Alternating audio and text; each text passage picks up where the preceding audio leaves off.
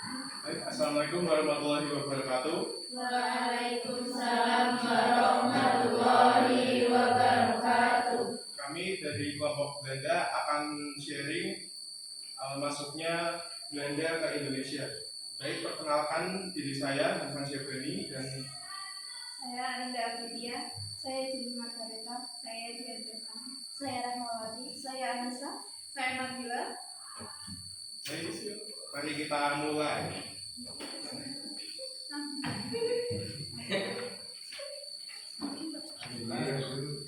Kapal-kapal bangsa Belanda pertama kali masuk ke perairan Kepulauan Indonesia pada tahun 1596 Masehi, berpuluh-puluhan tahun setelah kedatangan Portugis dan Spanyol. Sebagaimana dua bangsa Eropa terakhir, kedatangan kapal bangsa Belanda ke Nusantara semula dilatar belakangi tujuan untuk mencari rempah.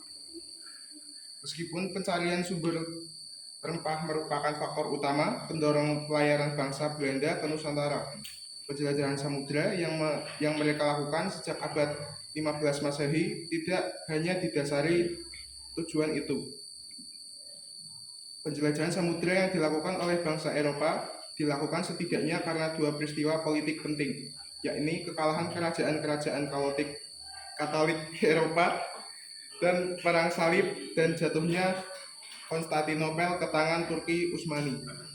Perang Salib mengporak-porandakan jalur perdagangan Eropa dan Asia karena berlangsung di perbatasan dua benua tersebut. Selain jalur perdagangan, keadaan ekonomi kerajaan-kerajaan Eropa pun menjadi terpuruk. Kas mereka menyusut dari drastis karena besarnya biaya perang.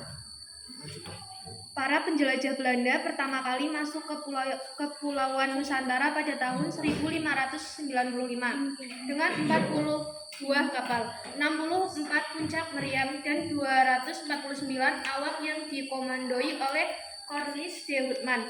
4 kapal Belanda yang dipimpin Cornelis de Houtman tiba di perairan Banten pada 27 Juni 1596.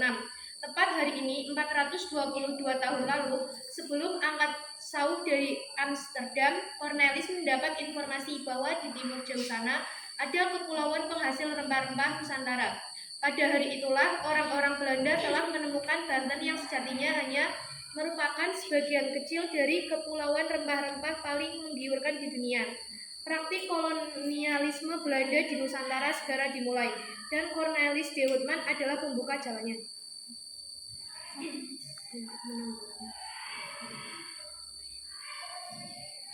Untuk menanggulangi dampak persaingan pada 1602, dibentuklah Vereniging de Oost-Indisch Company (VOC) sebagai perserikatan dagang Belanda. Lewat VOC, perusahaan dagang swasta bersatu dan menghilangkan persaingan sama pedagang Belanda.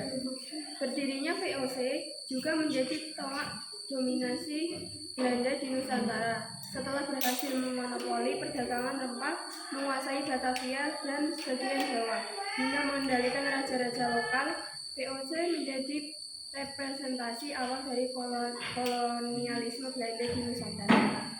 Keberhasilan rombongan de Houtman kemudian mendorong pelayaran-pelayaran lain dari Belanda menuju wilayah Nusantara. Pelayaran-pelayaran yang dilakukan setelah kembalinya rombongan de Houtman dikenal dengan masa Wildewar atau pelayaran tak teratur.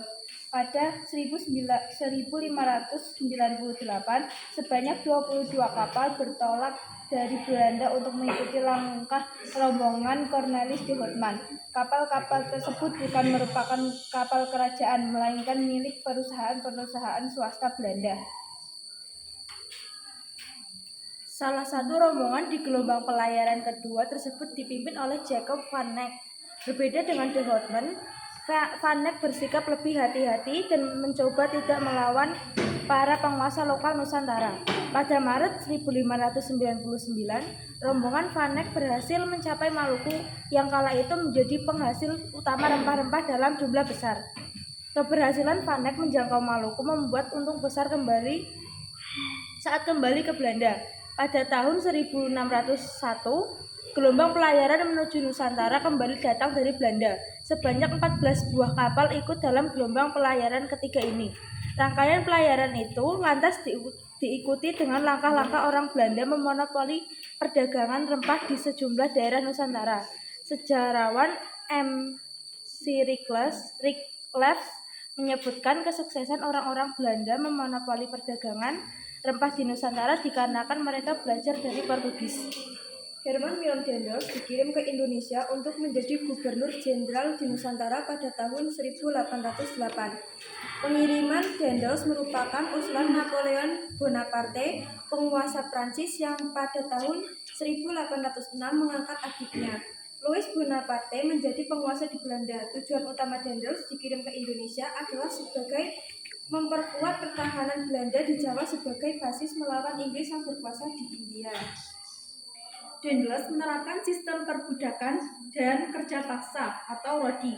Ia juga memerintahkan pembuatan jalan terpanjang di Indonesia sejauh 1000 km, membentang dari Anyer, Banten, Jawa Barat sampai Penarukan, Jawa Timur. Jalan ini kelak dikenal dengan nama Jalan Raya Pos, Grand Passage, Jalan Dendels atau Jalan Anyer Penarukan. Perintah pembuatan jalan raya pos tersebut bertujuan untuk memperlancar angkutan perbekalan antara kubu pertahanan. Penyelesaian proyek ini memakan waktu 1 tahun oleh pekerja asal Nusantara yang dikenai peraturan wajib kerja (Service Diensten). Namun pekerja yang sudah bekerja dengan baik kerap mengalami penyiksaan sehingga banyak yang menderita kelaparan dan tewas.